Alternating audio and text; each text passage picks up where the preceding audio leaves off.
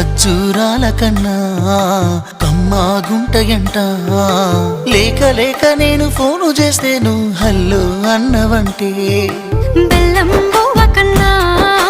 తీయగుంటదంట ఎన్నడూ నాడు ఫోను చేసి బాగున్నావన్నవంటే ఏడాది ఎండల్లో ఉంటేనై మోస్తున్నా నా బతుకు కష్టాలని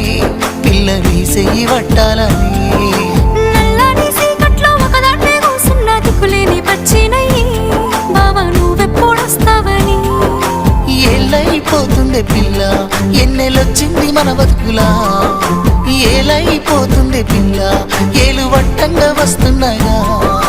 ఇన్నాళ్ళ ఎడబాటు ఎడవాసిపోతుందిలే ఈ సీనయ్య గుండున్నదే